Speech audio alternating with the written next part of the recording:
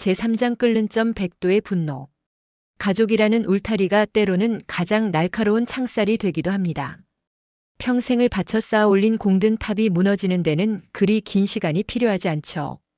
단 몇 마디의 말, 그리고 그 말을 방관하는 침묵이면 충분합니다. 오늘 밤 순이 씨의 억눌렸던 가슴에 마침내 불이 붙습니다. 캐리어 소리에 묻힌 노모의 한숨. 드르륵 캐리어 바퀴 굴러가는 소리와 지퍼 닫는 소리, 집안은 온통 여행 준비로 소란스럽습니다. 거실 한복판에 입을 벌리고 있는 커다란 캐리어 2개. 그 속엔 화려한 여름 옷가지들이 가득합니다.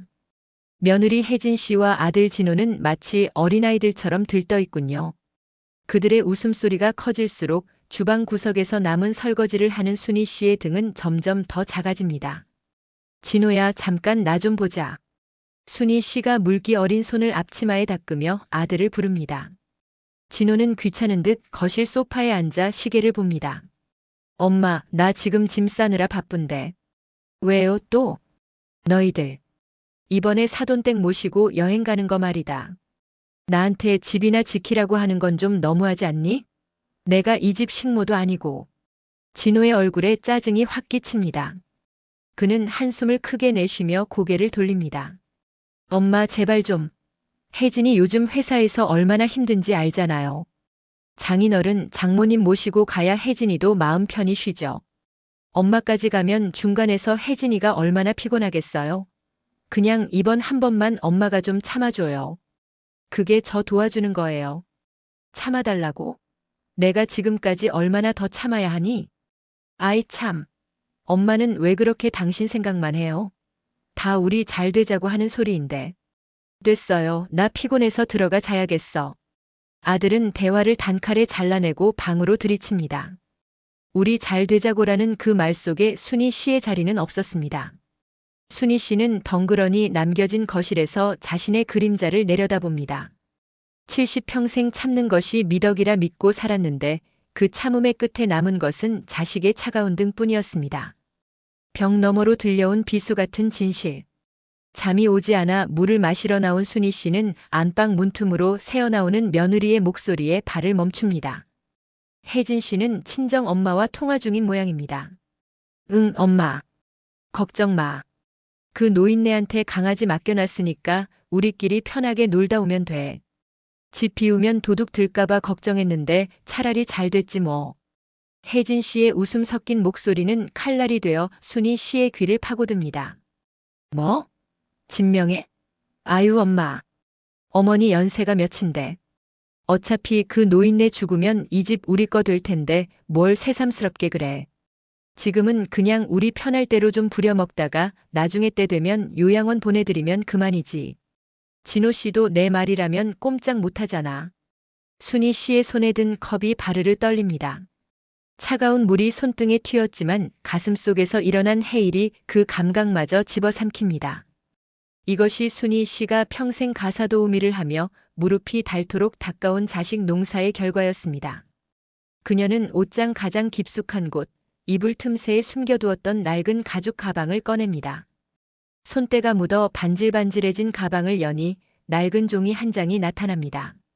30년 전 이 집을 처음 사던 날 세상을 다 가진 것 같아 품에 안고 잤던 그 집 문서입니다. 순이 씨의 거친 손가락이 자신의 이름 석자를 천천히 쓸어내립니다. 그래. 내 집이지.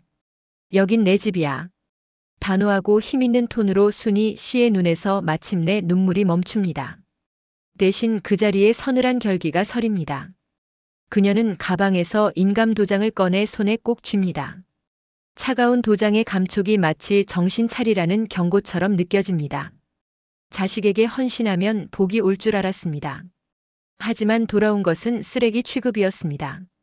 순이 씨는 이제 유령이 되기를 거부합니다.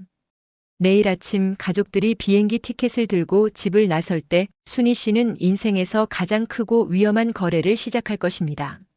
100도의 물이 끓기 위해서는 마지막 1도의 열기가 필요하다고 하죠. 며느리의 잔인한 본심은 순이 씨의 인내를 폭발시키는 마지막 1도였습니다. 날이 밝으면 가족들은 떠날 것입니다. 그리고 그들이 돌아왔을 때 이 성의 주인은 더 이상 그들이 아는 착한 어머니가 아닐 것입니다. 제사장 조용한 반란, 텅 빈 성. 텅 빈 집만큼 무거운 것은 없습니다. 하지만 오늘 이 적막은 순이 씨에게 비수가 아닌 자유의 서곡입니다. 가족들이 현관문을 나서며 던진 잘 지키고 계세요라는 말. 그 말은 순이 씨가 평생 지켜온 성의 성벽을 무너뜨리는 마지막 신호였습니다. 이제 유령은 성을 버리고 인간으로 돌아가려 합니다.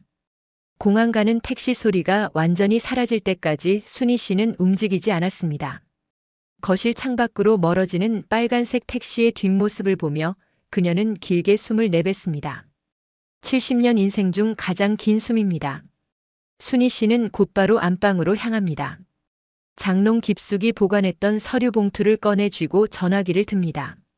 수십 년간 이 동네에서 털을 닦은 부동산 김 사장님의 번호입니다. 여보세요?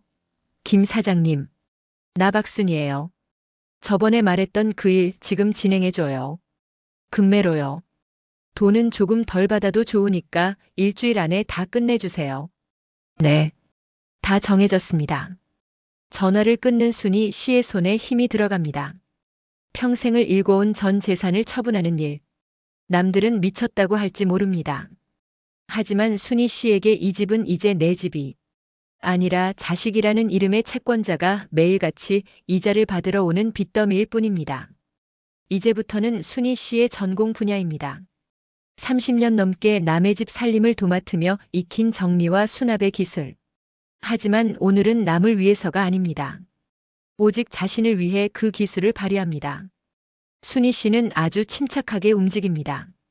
며느리 혜진 씨가 아끼던 명품 가방들이 즐비한 안방엔 눈길조차 주지 않습니다. 아들 진호의 서재에 꽂힌 비싼 전집들도 그대로 둡니다. 그녀가 챙기는 것은 오직 두 가지입니다. 젊은 시절 남의 집 옷수선을 해주며 진호를 대학 보낸 낡은 재봉틀 하나. 그리고 베란다 구석에서 말없이 꽃을 피워주던 작은 난 화분 3개. 너희들은 가야지. 나랑 같이 가자. 순이 씨의 손놀림은 매끄럽습니다. 옷장 속 자신의 옷가지들을 단 3상자에 담아냅니다. 욕실의 칫솔, 주방의 낡은 수저 세트. 순이 씨가 만졌던 순이 씨의 냄새가 밴 물건들이 하나둘씩 박스 안으로 사라집니다. 마지막으로 그녀는 걸레를 들고 집안을 닦기 시작합니다. 거실 바닥부터 문고리 하나까지. 가족들이 돌아왔을 때 이 집에 박순이라는 사람이 살았다는 증거를 단 하나도 남기지 않겠다는 듯이 말이죠. 집은 점점 낯설어지고 비로소 순이 씨는 그 낯설음 속에서 해방감을 느낍니다. 아, 진짜 덥다. 엄마, 빨리 가서 샤워하고 싶어. 일주일간의 다낭 여행을 마치고 돌아온 혜진 씨와 진호. 그들의 얼굴은 구릿빛으로 탔고 손에는 면세점 가방이 가득합니다. 집 앞에 도착한 혜진 씨가 익숙하게 도어락에 덮개를 올립니다. 여보, 비밀번호가 왜 안 맞지? 당신이 바꿨어? 진호가 고개를 갸웃하며 번호를 눌러봅니다. 역시나 날카로운 경고음뿐입니다. 혜진 씨가 짜증 섞인 목소리로 벨을 누릅니다. 어머니, 저희 왔어요. 문 좀 열어주세요. 어머니. 문 안쪽에서는 아무런 대답이 없습니다. 벨소리만이 공허하게 복도를 울릴 뿐입니다. 그때 옆집 문이 열리고 낯선 남자가 나옵니다. 누구신데 남의 집 문을 그렇게 두드려요? 이 집 어제 이사 나갔는데요. 네? 이사요? 무슨 말씀이세요? 이 집 주인은 우리 어머니. 아, 그 할머니요? 집 파셨대요. 어제 새 주인 들어오기 전에 청소까지 싹 해놓고 나가시던데. 저기 경찰 부르기 전에 조용히 하세요. 혜진 씨와 진호의 얼굴이 하얗게 질립니다. 그들이 그토록 당연하게 여겼던 성의 문이 굳게 닫혔습니다. 아니, 애초에 그들의 성이 아니었습니다. 같은 시각 경춘선 기차의 창가 자리. 순이 씨는 창밖으로 빠르게 지나가는 초록빛 풍경을 바라보고 있습니다. 그녀의 옆자리에는 보자기에 쌓인 낡은 재봉틀과 화분들이 단정하게 놓여 있습니다. 순이 씨는 가방 안에서 진동하는 스마트폰을 꺼냅니다. 화면에는 아들이라는 이름이 쉴 새 없이 깜빡거립니다. 10통, 20통. 하지만 순이 씨는 당황하지 않습니다. 오히려 아주 부드러운 손길로 전원 버튼을 꾹 누릅니다. 암전되는 화면처럼 그녀의 고단했던 지난 세월도 함께 꺼집니다. 순희 씨가 창문에 비친 자신의 얼굴을 봅니다. 며느리의 눈치를 보며 구겨졌던 미간이 펴져 있습니다. 아들의 방관에 젖어있던 눈동자가 맑게 빛납니다. 기차는 이제 북한강을 건넙니다. 아, 강물이 참 예쁘네. 70평생 처음으로 그녀는 자신이 가고 싶은 곳으로 향하고 있습니다. 누구의 엄마도 누구의 집지킴이도 아닌 오직 박순희로 살기 위한 첫 여행입니다. 우리는 종종 착각합니다.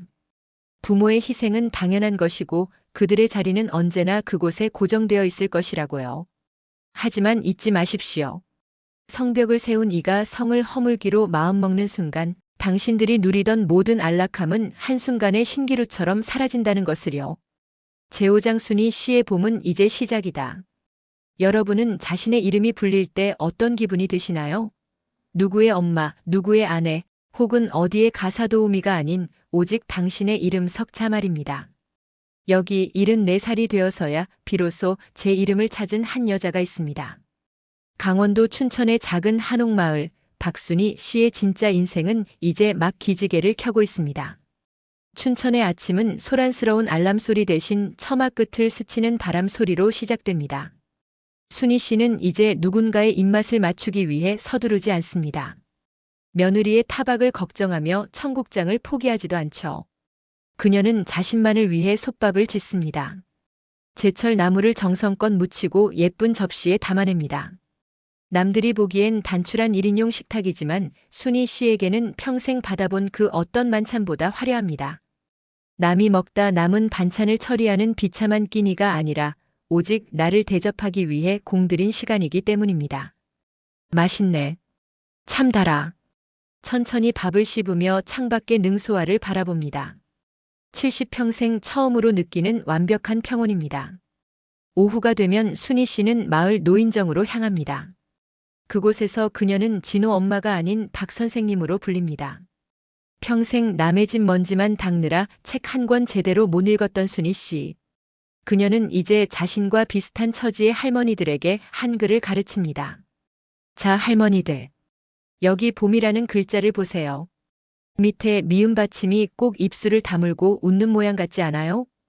삐뚤빼뚤한 글씨를 따라 쓰는 노인들의 열기 속에 순희 씨의 자존감이 꽃을 피웁니다. 누군가에게 도움이 될 수 있다는 사실, 내 목소리가 누군가에게 배움이 된다는 사실이 그녀를 다시 숨쉬게 합니다. 30년 가사도우미 경력은 이제 사람들의 마음을 닦아주는 따뜻한 지혜가 되었습니다.